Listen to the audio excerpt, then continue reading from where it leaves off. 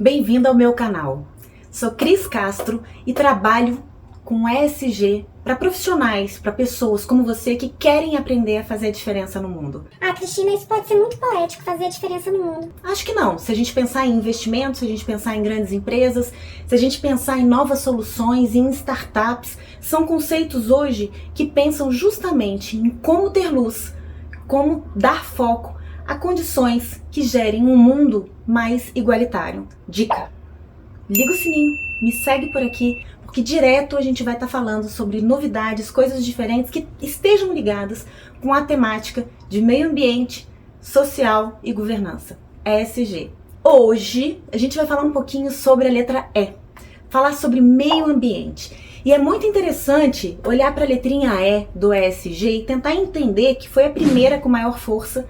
Foi ela que trouxe realmente um primeiro caminhar de empresas investindo e gerando verbas específicas para o crescimento e a melhoria nessas condições, principalmente por uma relação que já existia, que era o risco ambiental com o risco social, ou seja, cada vez que o meio ambiente estava prejudicado e que tinham problemáticas, uma construtora que estava degradando muito aquele meio ambiente, ou uma indústria que estava poluindo demais águas, rios, enfim, aquilo estava gerando automaticamente, diretamente, por óbvio, riscos sociais.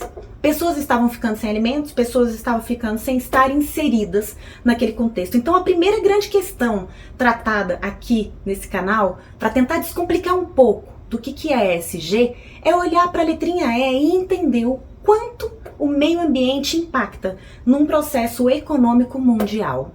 Falando disso, é importante a gente parar para refletir o quanto questões e adiamentos de políticas públicas, de implementação de políticas de mitigação focadas justamente em questões climáticas, o quanto isso prejudicou as nossas relações. Vejam que a gente tem aí tantas discussões disso na França, enfim, com tantos países, de olhar para questões climáticas e pensar o quanto isso é um grave problema e o quanto a gente precisa se preocupar.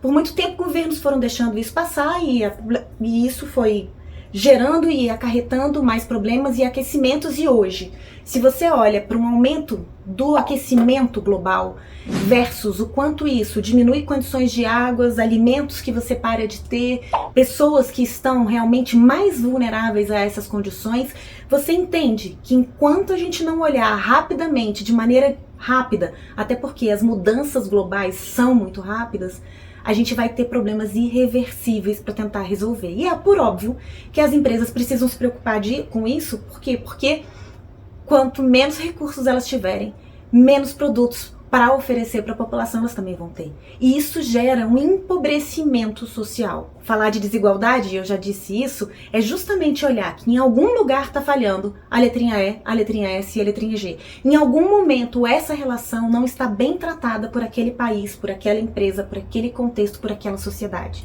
E falar sobre isso significa parar para refletir o quanto eu faço parte disso. Não sei. Eu penso todos os dias o quanto eu mudo o mundo. Claro que todas as noites quando eu vou dormir, tudo que eu queria era morar na beira da praia, fazendo a minha arte, tudo certo.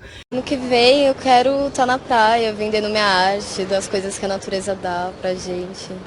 Mas no dia seguinte eu acordo de novo e penso que eu preciso mudar o mundo. E isso, de verdade, tem sido a minha busca constante em estudar, em buscar pesquisas e entender como pessoas geram diferenciais competitivos olhando para contextos socioambientais. Quando eu for falar da letrinha S, eu vou trazer aqui com mais força, porque é isso que eu trabalho, é a minha grande especialidade. Mas não existe a possibilidade de inclusão no S se a gente não olhar para o E.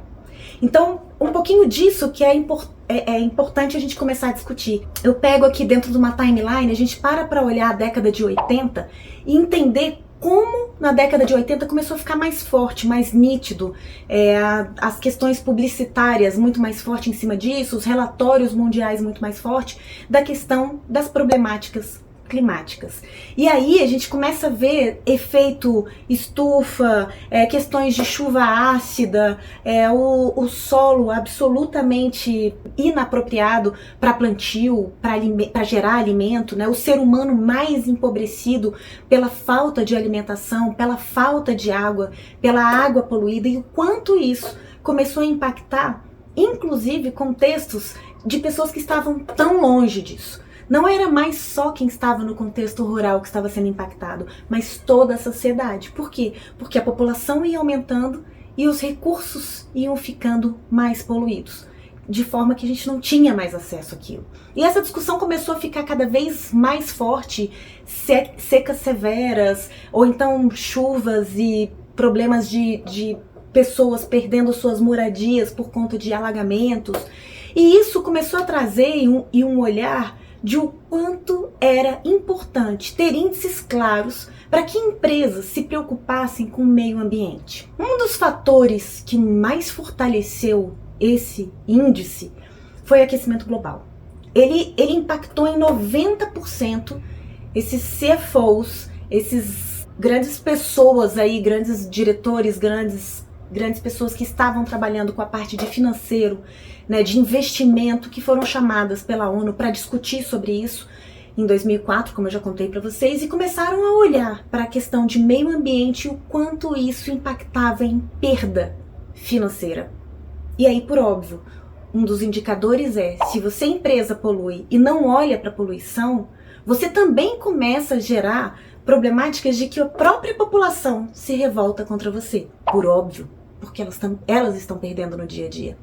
E se revolta contra você, se essa agenda da sua empresa é negativa, você perde absolutamente e absurdamente dentro do investimento ou do quanto você consegue vender o seu produto final. Portanto, olhar para esses impactos nacionais e internacionais de mudanças climáticas, pensar, por exemplo, que manter ações coordenadas quando você tem 2 graus acima dos níveis e ao mesmo tempo você tem uma mudança rápida de aumento de produção na indústria, você precisa ter um aumento cada vez maior de minérios, de materiais, de recursos ambientais sendo retirados do meio ambiente constantemente, tem sido cada dia que passa, quase que impossível você conseguir igualar essa corrida.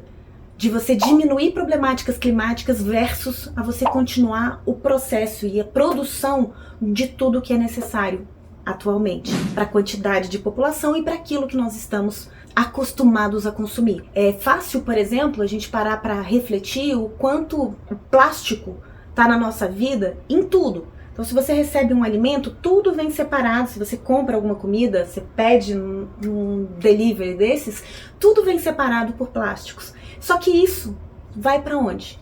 O jogar fora tá onde o fora? Nos nossos oceanos. Então, hoje, médicos já têm pesquisas mostrando que no nosso corpo nós temos nanopartículas de plástico no nosso organismo, pela nossa alimentação, pelo peixe que a gente come, pela água que a gente bebe, pelos alimentos que a gente consome. Por quê? Porque o plástico ele vai se degradando, mas ele vai ficando nanopartículas que as pessoas ingerem e aquilo vai ficando dentro do nosso organismo. Isso vai impactar o quê? Saúde, bem-estar. Isso vai impactar no quê? Em desenvolvimento humano. Portanto, olhar para o meio ambiente e começar a buscar soluções significa brilhar frente a um pacto global de olhar para 2030, que está aqui bem pertinho, e ter soluções que realmente façam a diferença no contexto. Ainda é importante a gente começar a falar das ferramentas materiais para esses indicadores, que quando a gente olha para o E do ESG, elas são mais fáceis, elas são mais rápidas, porque o meio ambiente degradado é simples, é fácil, é mais fácil de você conseguir mostrar com uma foto que você tira de um ano e no ano seguinte de uma geleira, o quanto aquilo está impactando o meio ambiente. Quando a gente fala do social, isso já é um pouquinho mais complicado, mas ao falar de ESG, o que é importante você guardar sempre é que você vai precisar de ferramentas materiais, de indicadores claros e transparentes para comprovar que aquela sua ação diminui e melhora impactos dentro dessas 3 letrinhas. Cristina, eu preciso trabalhar com meio ambiente, se a minha empresa... É de serviço, por exemplo? Ela só contrata pessoas? Não, claro que não. Quer dizer, claro que sim, sempre é bom. Mas o meu foco vai ser sempre naquilo que eu degrado mais. Então, se a minha indústria, se a minha empresa, se a frente que eu trabalho, ela degrada mais, sei lá, se eu estou trabalhando com uma empresa pequena de entrega de alimentos e isso está impactando muito o meio ambiente, bom, então eu tenho que olhar mais para a letra E. Se eu sou uma empresa de serviço, de uma área de TI,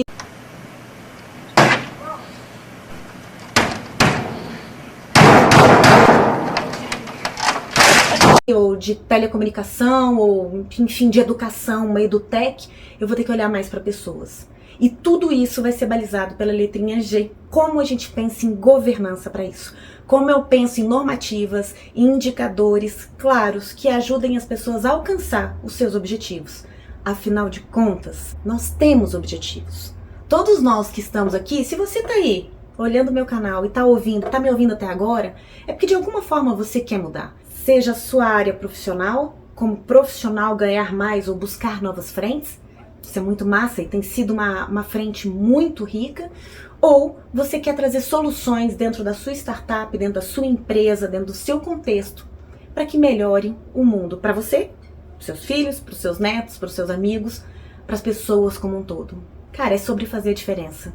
É isso. Bom, se você tá gostando, fica por aí, bota o sininho, não deixe de me seguir por aqui. Próximo, a gente vai começar a entrar mais em cases e falar um pouco mais sobre as outras letrinhas do ESG.